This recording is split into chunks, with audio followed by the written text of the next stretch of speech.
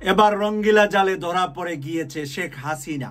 BBC তার audio record ফাঁস করেছে। বিবিসি এটা পরীক্ষা নিরীক্ষা করে দেখছে এটা যে শেখ হাসিনার নিজের বক্তব্য, সরাসরি ছাত্রদেরকে গুলি করার হত্যার নির্দেশ দিয়েছেন সে এক কর্মকর্তাকে। সেই অডিও রেকর্ডটি আপনাদের সামনে এখন তুলে ধরব। এরই মাঝে আসছে হাসনাত আবদুল্লাহর একটি ঘোষণা।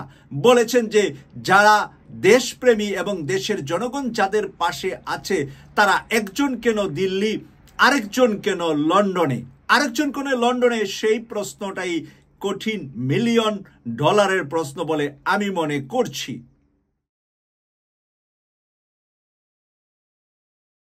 প্রথমেই শেখ হাসিনার মুখে গুলির নির্দেশনাটার রেকর্ডটা আপনাদের সামনে বিবিসি থেকে তুলে ধরছি। তার তুতলানো মুখে কথাগুলা শুনতে একটু আপনাদের কষ্ট হবে, তারপরেও সর্বশেষ কথার ভিতরে সে স্পষ্ট আমি নিজে শুনতে পেরেছি, আপনাদের সামনে তুলে ধরছি। এখন আপনারা শুনে নেন।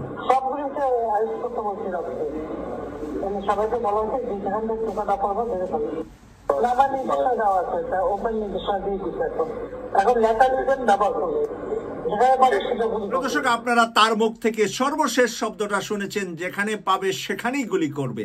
আর এটাই হয়ে যাবে তার জন্য, তার সরকারের জন্য, তার মন্ত্রী পরিষদের জন্য এবং তার প্রশাসনে, র্যাব, বিজিপি, পুলিশ এবং আর্মি থেকেও যারা আমাদের মায়ের সন্তানদেরকে হত্যার সাথে জড়িত, সেই হত্যার সাথে জড়িতের প্রমাণ এবং দলিল হিসাবে বিবিসির এই দলিলই আজকে আন্তর্জাতিক অপরাধ ট্রাইব্যুনালে তারা গ্রহণ করছেন এবং এই দলিল দিয়েই শেখ হাসিনা এবং আওয়ামী লীগের দোষরদেরকে, এই নরপিশাচদেরকে সর্বোচ্চ রায় দিয়ে সর্বোচ্চ বিচার করা সম্ভব বলে মনে করেছেন প্রসিকিউটররা।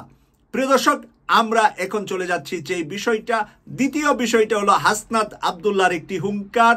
যাদের সাথে জনগণ আছে মনে করেন, যারা দেশপ্রেমী মনে করেন, দেশের জনগণকে নিয়ে যারা রাজনীতি করেন, তাদের মধ্যে একজন দিল্লিতে, আরেকজন কেন লন্ডনে, কেন লন্ডন থেকে তারেক রহমান দেশে আসছেন না, এই $1,000,000 প্রশ্নটা রেখেছেন হাসনাত আবদুল্লাহর মতন একটি তরুণ। এই হাসনাত আবদুল্লাহর মতন তরুণ কিন্তু বাংলাদেশে খুব কম জন্ম নিয়েছে। ইতিহাসের পাতায় 5 জন বাংলাদেশের শীর্ষ সাহসী মানুষ যদি জন্ম নিয়ে থাকে, এর মধ্যে 5 নম্বরে আছে হাসনাত আবদুল্লাহ, মানে সর্বকনিষ্ঠ, সবার ছোট। কেননা বাংলাদেশের সেনা প্রধানের সাথে কি বক্তব্য হয়েছিল, কি প্রস্তাব সেনা প্রধান দিয়েছিলেন, আওয়ামী লীগের সফট লোকদেরকে নিয়ে, ভদ্রলোকদেরকে নিয়ে আওয়ামী লীগ গঠন করে আগামী নির্বাচনে আওয়ামী লীগ যেন আসে, সেনাপ্রধান ওয়াকারুজ্জামানের বক্তব্যটা পাশ করে দিয়েছিলেন এই হাসনাত আবদুল্লাহ। সেই কারণে হাসনাত আবদুল্লাহর বিষয়টা খুবই গুরুত্বপূর্ণ। হাসনাত আবদুল্লাহ বাংলাদেশের বর্তমানে তরুণদের মাঝে যদি নাহিদের চাইতেও তরুণদের ভিতরে ছাত্র শিবিরের যেমন কয়েকজনের নাম আছে, ডক্টর শফিকুল ইসলাম মাসুদের নাম আছে, বা এই তরুণ যারা ইয়াংদের কথাই যদি আমি বলি এবং বাংলাদেশের টোটাল রাজনীতিবিদদের কথাও যদি আমি বলি, এর মধ্যে কিন্তু শীর্ষ কয়েকজনের ভিতরে একজন জনপ্রিয় ব্যক্তি হলেন হাসনাত আবদুল্লাহ। সে ওই সেনা প্রধানের বক্তব্যে ফাঁস করার পরেই বাংলার মানুষ ধরে নিয়েছে এই সন্তানই হবে আগামীকাল আমাদেরকে পথ দেখানোর জন্য সাহসী সন্তান বাংলাদেশের। সেই সাহসী সন্তানকে ছোট করে দেখার কোনো সুযোগ নাই। আজকে সে তরুণ, আজকে 25-26-এর কৌটায় তার বয়স, 50-এর কৌটায় হয়তোবা এই দেশের পতাকা তার হাতে উঠাবে এবং বাংলাদেশকে এগিয়ে নিয়ে যাবে বহু দূরে। এবং সেই বিশ্বাসটা আমরা করি, কারণ আজকে যারা নেতৃত্ব দিচ্ছে তারা যতদিন এই পৃথিবীতে থাকবে না, তখন তাদের পরবর্তী প্রজন্ম হিসাবে, সাহসী ভারত বিরোধী হিসাবে, সাহসী বাংলাদেশ প্রেমী হিসাবে, বাংলাদেশের মানুষের জীবন বাঁচানোর জন্য যে 24-এর আন্দোলনে 6 জনের ভিতরে একজন ছিলেন, আজকের এই মাঠেও তাকে 6 জনের একজন, 5 জনের একজন জনপ্রিয় ব্যক্তি বাংলাদেশের আমি মনে করছি। হাসনাত আবদুল্লাহর বিষয়টা আমার কাছে মনে হচ্ছে যে বাংলাদেশের 5 জন শীর্ষ জনপ্রিয় রাজনীতিবিদের ভিতরে হাসনাত আবদুল্লাহর নাম এখানে থাকবে। প্রিয় দর্শক, সেই হাসনাত আব্দুল্লাহ মিলিয়ন ডলারের প্রশ্ন ছুড়ে দিয়েছেন এবার তারেক রহমানের উপরে সরাসরি। যদি বাংলাদেশের মানুষ আপনাকে ভালোবাসে, আপনার পাশে বাংলাদেশের মানুষ থাকে, আপনি কেন লন্ডনে বসে আছেন? আপনি লন্ডনে আছেন কেন?